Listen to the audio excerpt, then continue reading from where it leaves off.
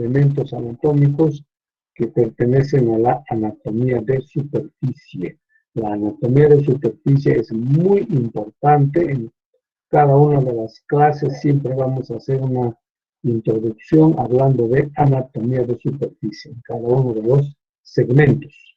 Aquí, por ejemplo, existen una serie de puntos de referencia que generalmente pertenecen a relieves óseos. Hay algunas estructuras anatómicas que se pueden incluso ver, se pueden palpar, ¿no? Aquí, por ejemplo, en el caso del tórax, nosotros podemos fácilmente palpar y ver, por ejemplo, la clavícula. Un poquito más adelante vamos a ver, por ejemplo, que este es el tórax y tiene un límite superior que es el orificio torácico superior, que en este momento estoy señalando, y hacia abajo está el orificio torácico inferior. Entonces, esta cavidad torácica va a tener una forma de un cono invertido truncado. Hacia arriba, entonces, tenemos el orificio torácico superior, que está determinado por el borde superior del cuerpo de la primera vértebra dorsal. La costilla, la primera costilla del lado izquierdo, la primera costilla del lado derecho, y el borde superior del manubrio externo. Entonces, parte de este orificio torácico superior, uno lo puede fácilmente ver y palpar, como por ejemplo el caso de la clavícula y el borde superior del manubrio external, o lo que llamamos también horquilla external.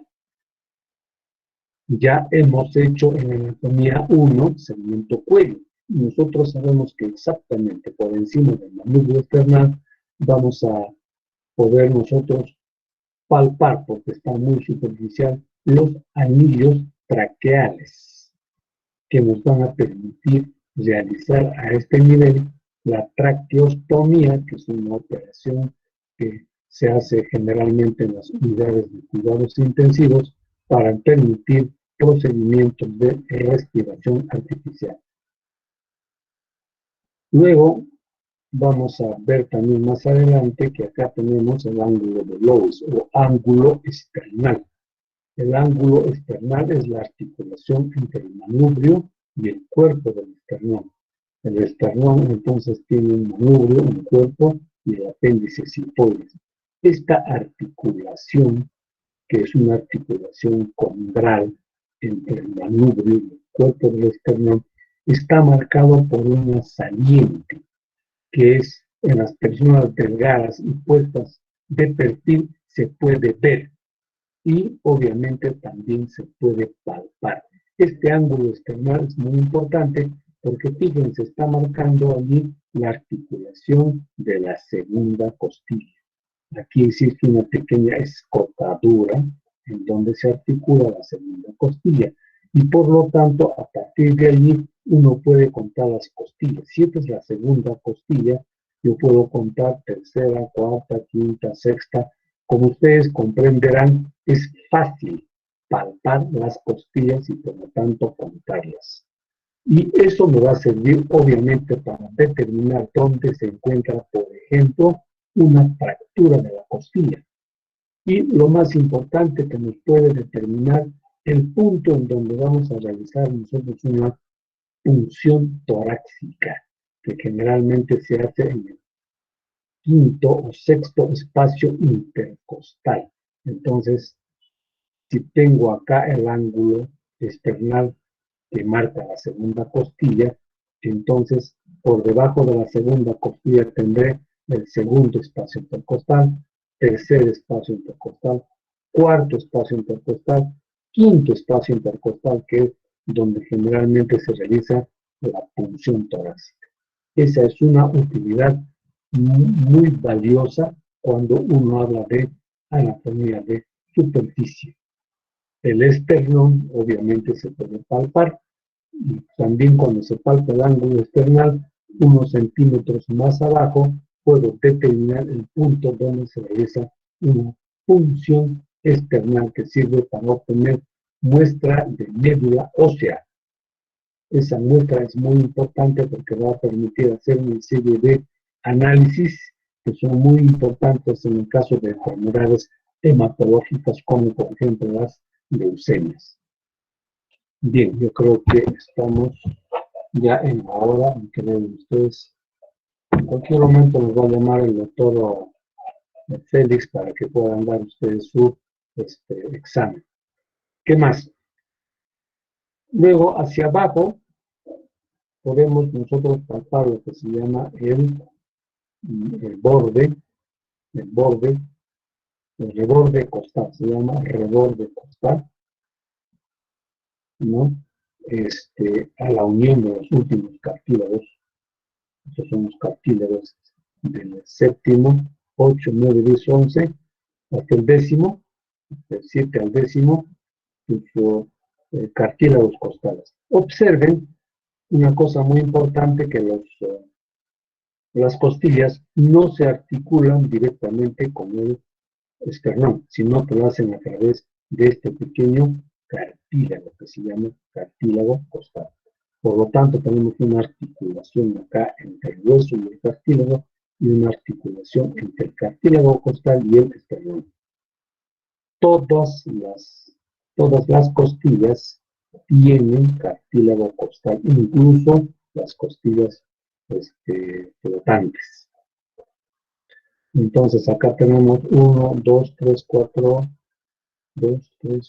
5, 6, hasta la séptima costilla, ¿no? Están formando la séptima costilla, la octava, novena y décima costilla, están unidas, como pueden observar, y van a formar el reborde costal. Este reborde costal es muy importante porque también se convierte en un elemento anatómico, en un punto de referencia muy importante, porque nos va a permitir palparlo, uno lo puede palpar. Donde estoy apuntando más o menos a este nivel, está, por ejemplo, en un punto que ustedes lo van a aprender y desarrollar más en semiología, que es el punto vesicular. Entonces, cuando uno palpa y puede sentir dolor allí el paciente, podría estarnos indicando una vesícula inflamada.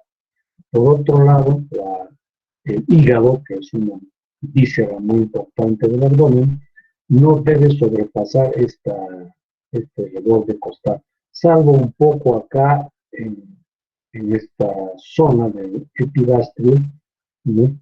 Pero básicamente hacia abajo, este es el reborde costal, el punto más inferior, el hígado no debe palparse, siempre está protegido por las últimas costillas. Si uno palpara 1 o 2 centímetros por debajo del reborde costal, eso es anormal. Eso sería lo que se llama una hepatomegalia. Bien, entonces también nos va a permitir, ¿no? Por ejemplo, las mamilas o las tetillas en el varón aproximadamente están entre 4 y 5 sigmoideas de la aorta, válvula sigmoidea pulmonar, y la válvula mitral, y la válvula mitral y tricúspide. Son 4 válvulas que tiene el corazón, que cuando se cierran van a emitir un sonido que se llama primer, segundo ruidos cardíacos. Estos ruidos cardíacos tienen unos puntos de auscultación. Vamos a ver, por ejemplo, que acá en el segundo espacio intercostal, en el lado derecho, en un punto cercano al esternón, vamos a poder escuchar mejor, ¿no?, la válvula, el cierre de la válvula aórtica. Al otro lado, el cierre de la válvula pulmonar. Entonces observen cómo podemos fácilmente ubicar. Tenemos el ángulo de Lovis inmediatamente por debajo de la segunda costilla, hasta el segundo espacio intercostal, ¿no? Y en una zona paraesternal, o sea, pegado al esternón, como ustedes observan, es el punto de auscultación de la válvula aórtica. La válvula aórtica va a producir el segundo ruido cardíaco, ¿no? al cerrarse. Y esta es la válvula pulmonar. Hacia abajo, observen, segundo espacio intercostal, tercer, cuarto, quinto espacio intercostal, también pegado al esternón, vamos a poder escuchar mejor allí el cierre de la válvula tricuspide, es decir, de la válvula del corazón derecho. Y en ese mismo espacio intercostal voy a trazar una línea que se llama medio clavicular, porque pasa por el tercio medio de la clavícula. Bajo esta línea y en la intersección con el espacio intercostal quinto tengo el foco de auscultación de la válvula mitral. La válvula mitral está un poco más arriba, pero por razones físicas se van a escuchar mejor en la punta, el foco de auscultación. Esto no quiere decir que aquí esté exactamente la válvula, en el caso de la válvula mitral, es el foco de auscultación de la válvula mitral. Entonces, nuevamente estamos viendo una aplicación clínica de la anatomía de superficie en lo que se refiere a la auscultación cardíaca. Estas también tienen que ver con la anatomía de superficie, son las líneas laterales del tórax. Aquí en el rojo, por ejemplo, tenemos la línea axilar anterior. Ustedes han estudiado ya miembro superior y recuerden que aquí está la axila o pirámide axilar. La pared anterior de la pirámide axilar está formada por el borde del músculo pectoral mayor y la pared posterior por el dorsal ancho. Entonces, la línea que pasa por la pared anterior de la axila va a formar la línea axilar anterior. La línea imaginaria que pasa por el borde marcado por el dorsal ancho está formando la línea axilar posterior. Es decir, la línea roja es la línea axilar anterior, pectoral mayor, simplemente se prolonga el borde del pectoral mayor, la línea axilar posterior, el borde del dorsal ancho, y la línea axilar media simplemente es una línea equidistante entre la línea axilar anterior y posterior. Entonces, les adelanto que el punto en donde puede y debe hacerse la punción torácica, por si acaso la punción torácica también se puede hacer un poco más arriba, por ejemplo en el caso del neumotórax, pero en la mayoría de casos, incluso para problemas diagnósticos, casi siempre debe hacerse en el quinto espacio intercostal, en la intersección con la línea axilar anterior, aproximadamente donde está el puntero láser. Ahí se hace la punción torácica. Uno se preguntará, ¿y por qué no puede hacerlo más abajo? La razón es que más abajo está la cúpula diafragmática que invade gran parte del tórax. Y entonces, si uno hace una punción por debajo del quinto o máximo sexto espacio intercostal hacia abajo, no va a encontrar probablemente la cavidad torácica, sino puede perforar parte ya de la cavidad abdominal donde está el hígado. Entonces es muy importante determinar mediante algunos elementos de anatomía de superficie exactamente dónde debemos hacer la punción torácica. Esta es una punción external. Se toma como punto de referencia el ángulo de Orovis, 1 o 2 centímetros por abajo.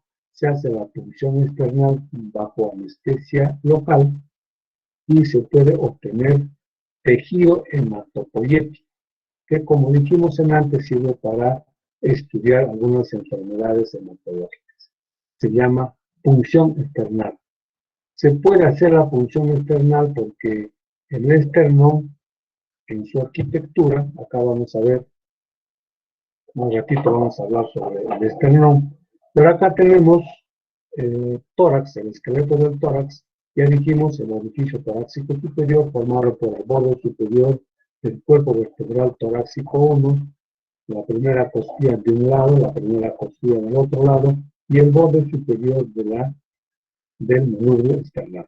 Hacia abajo tenemos el orificio torácico inferior, que está formado por el cuerpo vertebral T12, la última costilla izquierda, la última costilla derecha, la última izquierda y derecha, y el borde, el reborde costal. ¿No? Ya ustedes seguramente saben desde la secundaria que tenemos 7 costillas verdaderas, tenemos algunas falsas y flotantes. Vamos a ver, 1, 2, 3, 4, 5, 6, 7 costillas verdaderas, 3 costillas falsas y 2 flotantes, total 12. Recuerden que la costilla no se articula, ninguna costilla se articula por delante directamente con el esternón, lo hace a través del cartílago costal.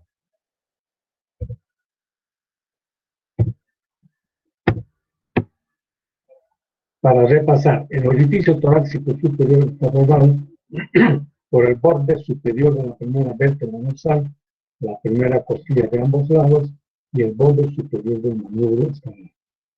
El orificio torácico inferior está formado por la articulación cifoesternal. La articulación cifoesternal es esta de acá, la articulación entre el cuerpo del esternón y el apéndice cifoides. Articulación cifoesternal. Orificio torácico inferior. El borde costal. El borde medial del cartílago costal común. Ese es el borde costal. Los bordes libres de la 11ª y 12ª costillas. Esto es un poquito irrelevante. Yo creo que lo más importante simplemente es el borde de la 12ª costilla de ambos lados y el cuerpo de la 12ª vértebra costal. Uno puede añadir efectivamente esto, los bordes libres del 11ª y 12ª costilla. Recordemos que las 11 y 12 costillas son costillas flotantes, es decir, no se articulan con el esternón, son libres. Y sus puntas, que tienen cartílago costal, contribuyen a formar el orificio torácico inferior. La primera costilla es llamada costilla atípica porque tiene algunas características especiales. Igual que cualquier costilla va a tener una cabeza, un cuello y un tubérculo articular y tiene un tubérculo no articular. En su cara, lo importante de esta costilla es que está en una dirección horizontal de tal manera que tiene una cara inferior y tiene una cara superior.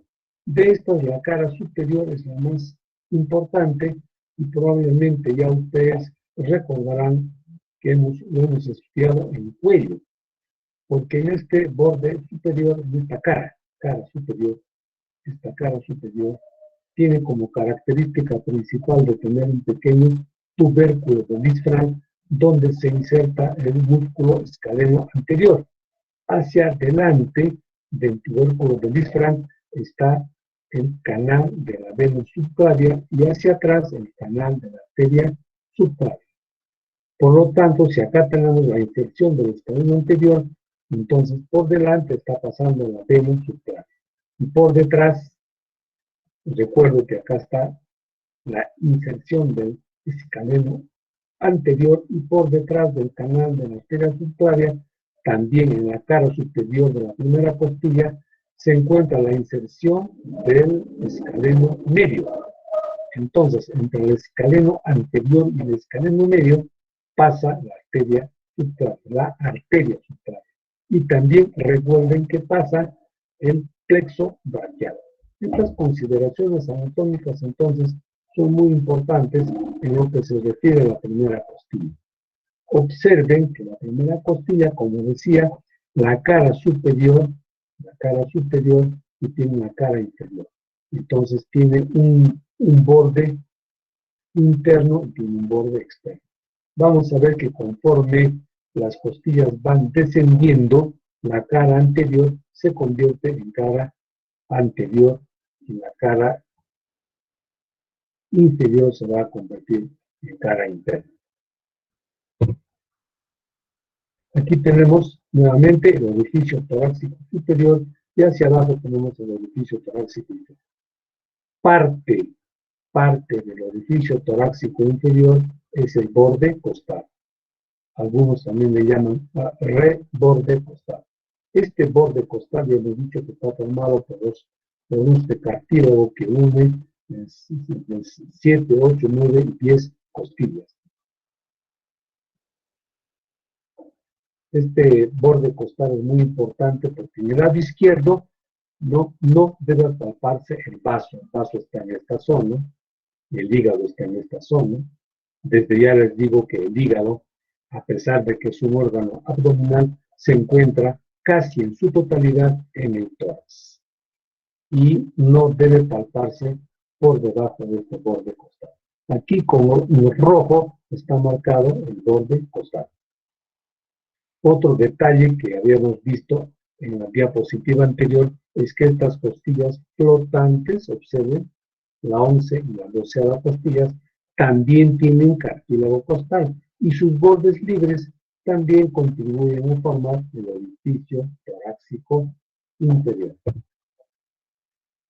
Esta es una costilla típica del tórax, en donde puede verse la cabeza, el cuello, el ángulo, que es el punto en donde el cuello se une al cuerpo, y la costilla va a tener un borde superior que es romo, un borde inferior afilado que contiene el canal costal. Este canal costal es muy importante porque por allí pasa el van intercostal, o sea, la vena, arteria y nervio intercostales. En la cabeza tenemos una carilla articular y abajo otra carilla articular. Al centro una cresta interarticular. Sucede que una carilla articular va a tomar contacto con el borde de un cuerpo vertebral. Y la otra carilla articular con el borde, este sería con el borde inferior y este con el borde superior de dos vértebras adyacentes. Luego tenemos la cresta y el cuello. Acá tenemos también dos pequeños tubérculos, un tubérculo no articular y un tubérculo articular. Entonces, el tubérculo articular va a tomar contacto con la apófisis transversa de la vértebra dorsal para formar la articulación, junto con esta articulación, una articulación que se llama costo vertebral.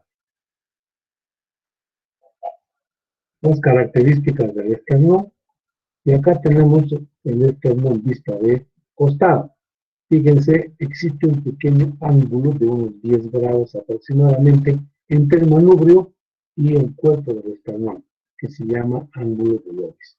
Justamente, exactamente en el ángulo de Lois está este pequeño hoyo, ¿no?, en donde se va a articular la segunda costilla, el segundo cartílago costal. Se llama escotadura condral de la segunda costilla. ¿No? Acá tenemos la primera. Son escotaduras, serían uno para cada una de las costillas verdaderas. 1, 2, 3, 4, 5, 6, 7. Las costillas falsas y flotantes, como no tienen articulación con el esternón, no existen estas escotaduras. Hacia arriba hay una escotadura clavicular para la articulación de la clavícula. escotadura clavicular. Acá tenemos la escotadura para la primera costilla, la segunda costilla que coincide con el ángulo del ovis, tercera, cuarta, quinta, sexta y séptima. Ahora, si uno hiciera un corte transversal del esternón, va a darse cuenta que tiene una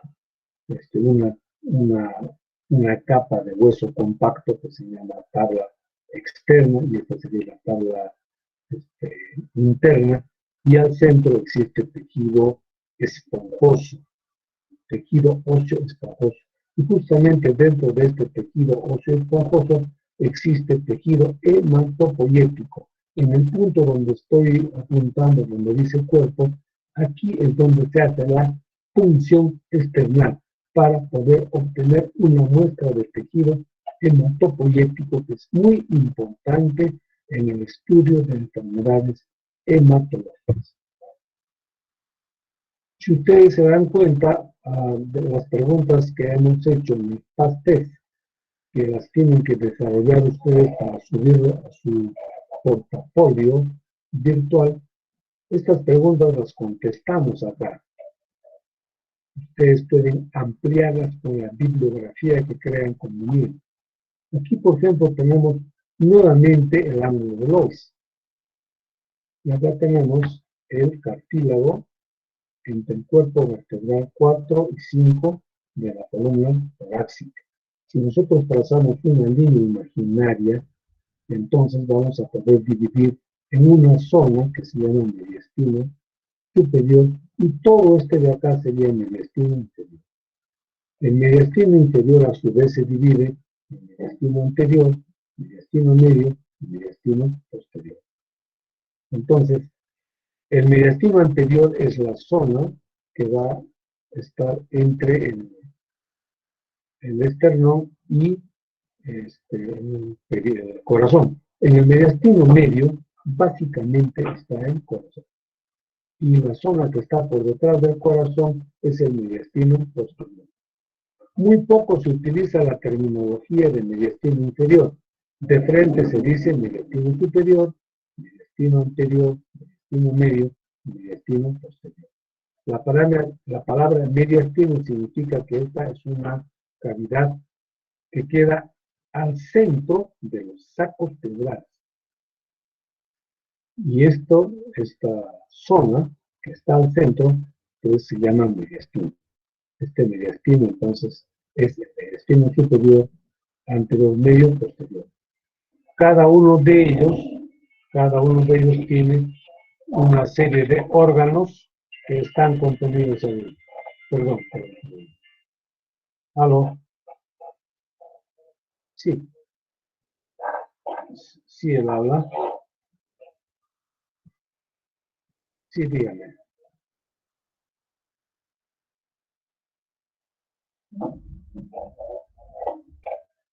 Sí, muchísimas gracias, pero no estoy interesado. Hasta luego.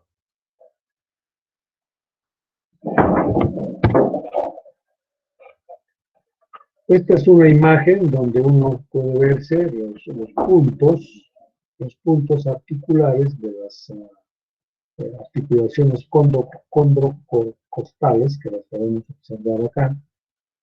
Esta es la cabeza, el cuello, tubérculo no articular, tubérculo articular, ¿no? Y las costillas. No tiene mayor importancia, salvo que existe una línea acá que está marcando el punto donde están los ángulos. Otro detalle es que la primera costilla tiene una cara superior y una cara inferior. Conforme las costillas van descendiendo, la cara superior se hace cara externa. La cara superior se hace la cara externa y la cara inferior se hace acá cara interna. Esta es la articulación costo-vertebral. Como podemos ver, esta es la cabeza de la costilla, el cuerpo, y acá están sus tubérculo articular. Esta es una articulación costo-vertebral. es decir, la articulación entre la vértebra y la costilla. Tiene dos puntos de contacto, uno entre la cabeza y el cuerpo vertebral y otro entre este tubérculo articular y la apófisis transversa. Estas dos que estoy apuntando acá son articulaciones sinoviales y por lo tanto estas articulaciones sinoviales tienen todos los elementos anatómicos de una articulación sinovial. Es decir, tienen ligamentos, como en este caso el importante llamado ligamento radiado, ¿no? Acá tenemos otro ligamento costo-transverso externo y este es el ligamento costo-transverso.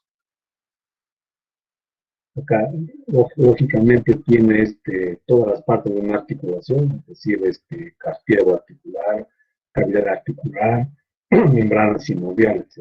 Esto nos hace concluir de que estas articulaciones sinoviales son muy importantes y tienen relativo, digamos, amplio movimiento que justamente van a permitir los movimientos respiratorios de inspiración y expiración.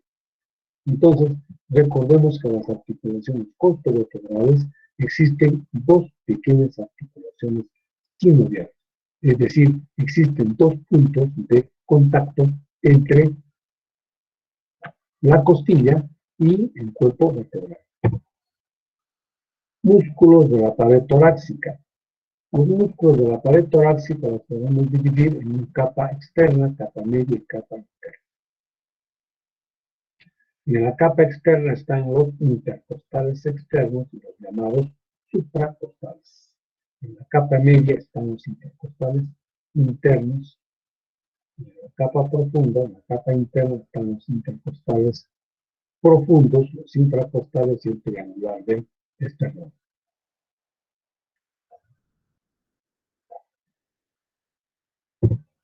Aquí tenemos un dibujo de un corte transversal en donde podemos ver el intercostal externo, luego viene el intercostal interno y luego viene el intercostal profundo. Vamos a ver nuevamente acá. Básicamente tenemos tres intercostales: intercostal externo, intercostal interno, intercostal profundo. Vamos a ver que los supracostales son músculos que se ven solamente en la pared posterior del tórax. Los intracostales también en la pared posterior del tórax, pero los supracostales solamente pueden verse por fuera, en cambio los intracostales solamente pueden verse por dentro.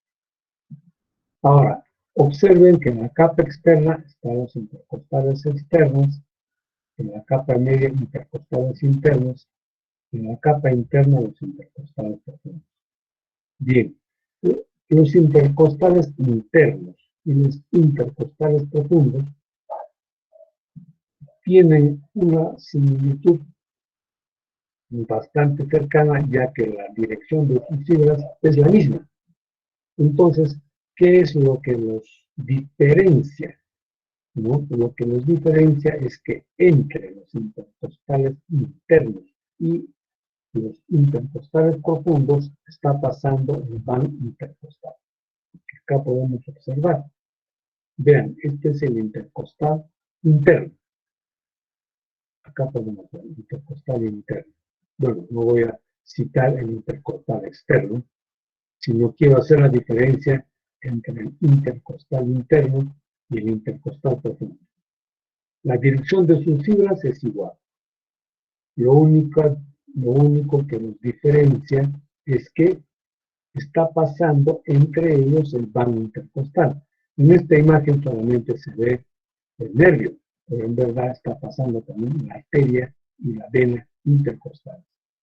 Repito entonces, entre el músculo intercostal interno y el intercostal profundo pasa el van intercostal, que es el que los divide, los separa.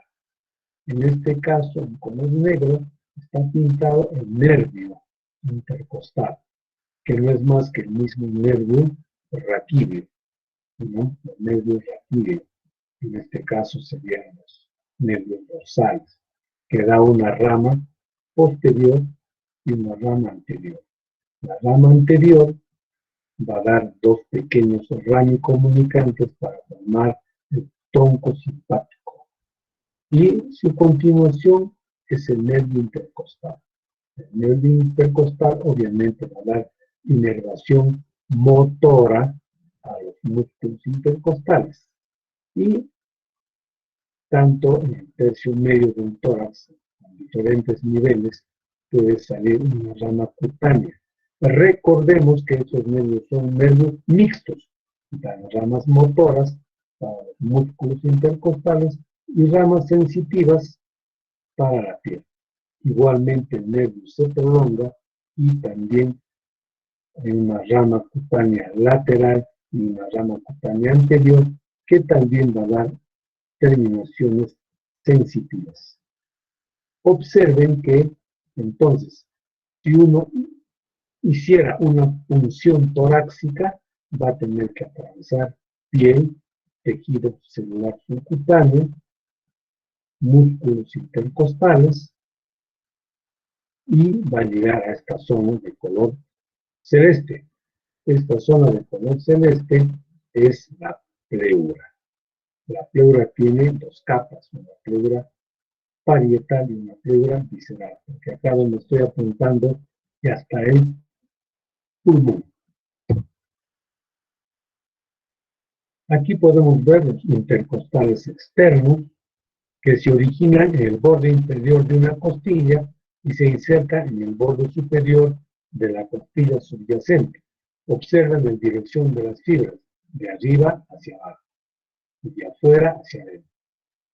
Los intercostales internos tienen dirección opuesta.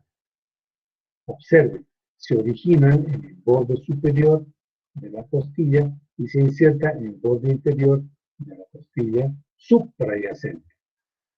Observen que aquí está la articulación, esta es la zona de la articulación condrocostal. Aquí está la articulación entre hueso y su respectivo cartílago.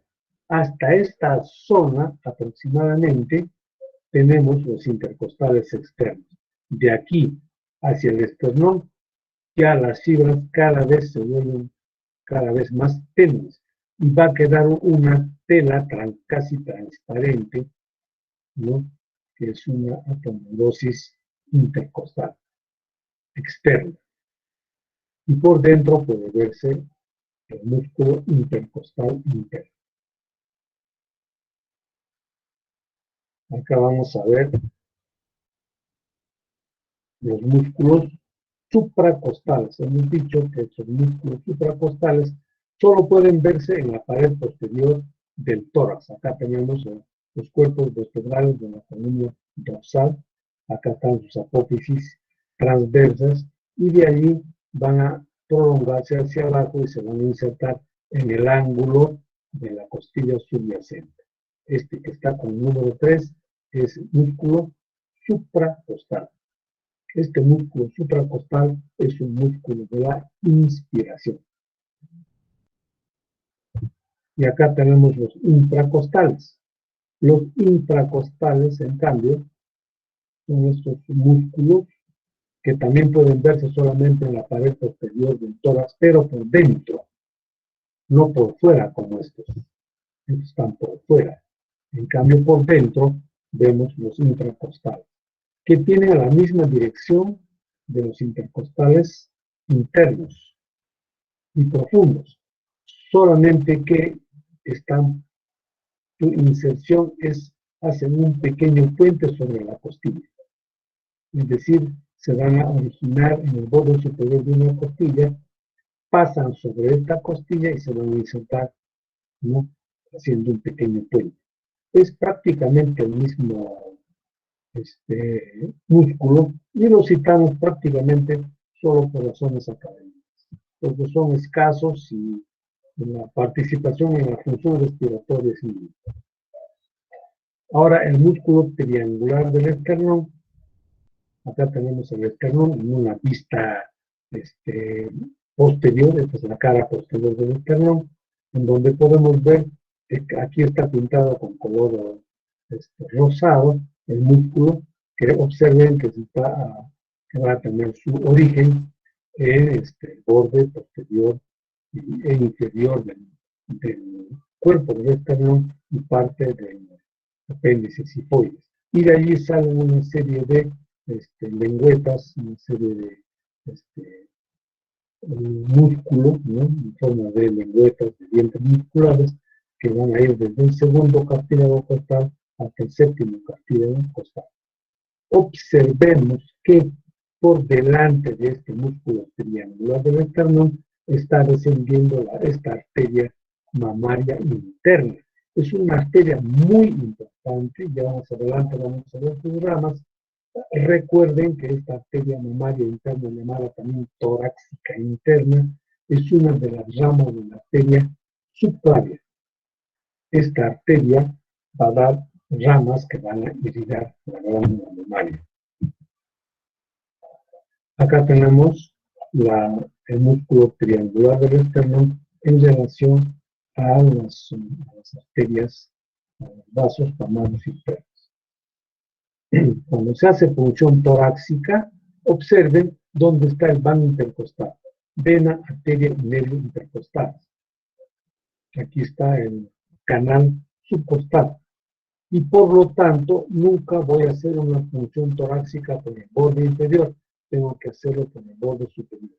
Para eso es la anatomía de superficie. Uno palpa el borde superior, introduce la aguja y va a atravesar piel, celular subcutáneo, aponeurosis profunda, músculos intercostales. Observen que el vano intercostal está entre el intercostal interno y el intercostal profundo. Bueno, pasan todos estos músculos y van a pasar un tejido muy importante que se llama aponeurosis endotorácica. Esta que está de color celeste. Aponeurosis endotorácica. Pegada a la aponeurosis endotorácica va a estar la pleura parietal e ingresamos ya al espacio intercostal. El diafragma es un músculo plano, es un órgano, músculo aponeurótico, tendinoso, músculo tendinoso, que está limitando el tórax con el abdomen y está cerrando el orificio torácico interior. Al centro tiene un tendón trifoliado, ¿no? Parece un trébol, tiene 1, 2 y 3 hojas. Este es el tendón, también llamado centro frénico. Todo lo que está en rosado es el músculo laminar que se llama diafragma. Tiene una porción external, tiene sus orígenes, tiene una porción external, una porción costal y una porción lumbar. Hacia adelante se va a tener su origen en las partes más bajas del esternón. Luego tiene la inserción en las costillas, que básicamente están originándose en las caras posteriores de los elementos anatómicos que forman el orificio torácico inferior. Y hacia atrás están formados por estos arcos aponeuróticos, un arco aponeurótico alrededor del psoas, un arco aponeurótico que está encima del cuadrado de los lomos, que se llama ligamento arqueado medio, ligamento arqueado lateral. De allí comienza la parte lumbar del músculo diafragmático. Por lo tanto, la porción external, la porción costal y la porción lumbar, todas van a confluir y van a insertarse en este centro frénico. A esto se suman dos pilares que son parte del músculo diafragmático, que tienen su origen en las caras anteriores de los cuerpos vertebrales L1, L2, L3. Y el lado izquierdo, un poco más pequeño, L1, L2. De allí, estas columnas se entrecruzan para formar este orificio que da paso al a la aorta. Más arriba se vuelven a entrecruzar para formar el hiato del esófago. Y el orificio de la vena cava inferior está en pleno centro tendinoso. Quiere decir entonces que este diafragma, que es un órgano muy importante, músculo tendinoso, laminar, que justo se va a insertar o va a cerrar el orificio torácico inferior. Va a tener algunos, tiene 3 exactamente, 1, 2, 3 orificios por donde atraviesan algunos elementos anatómicos muy importantes, como la aorta, el esófago y la vena cava inferior. Junto con ellos atraviesan algunos otros elementos anatómicos que ya lo vamos a ir estudiando. Estas son las inserciones del diafragma, la porción external, cara posterior de la apéndice sifoides, la porción costal, cara interna de los 6 últimos cartílagos costales y las 4 últimas costillas. La porción vertebral está formada por los ligamentos, ligamento arcado medial, ligamento arcado lateral, y los dos pilares, izquierdo y derecho. Todos se insertan en el centro freno. Los músculos están irrigados por las arterias intercostales. Existen arterias intercostales posteriores que son ramas de la aorta. Y existen arterias intercostales anteriores que son ramas de la arteria mamaria interna. Ambas se anastomosan e irrigan los espacios intercostales. Igualmente, el vano intercostal está formado también por venas intercostales que acompañan a las arterias. Y por lo tanto hay venas intercostales anteriores que van a drenar en la vena mamaria interna, que está adyacente a la arteria del mismo nombre. Y tenemos venas intercostales posteriores que van a terminar en las venas ácidos. Así se llaman, venas ácidos. Las vamos a estudiar posteriormente. Estas son las ramas de la arteria mamaria interna. Observen que básicamente están dando las arterias intercostales anteriores. Sus ramas terminales es la epigástrica superior que se va hacia el abdomen y el músculo diafragmático, que dan las últimas intercostales de entrada. Avanzaremos un poquito sobre glándula mamaria. La glándula mamaria, para su estudio, se divide en 4 cuadrantes: cuadrante superior interno, superior externo, inferior interno y cuadrante inferior externo. La glándula mamaria está íntimamente ligada a una patología sumamente importante que es el cáncer de mama. La mayoría de los cánceres de mama se encuentran en este cuadrante superior externo. Y dicho sea de paso, este cuadrante superior externo tiene una prolongación hacia la axila, la glándula, que se llama cola de Spence. La glándula mamaria, nuevamente aquí es muy importante la anatomía de superficie, puede verse en el surco mamario. Acá tenemos la areola y al centro el pezón.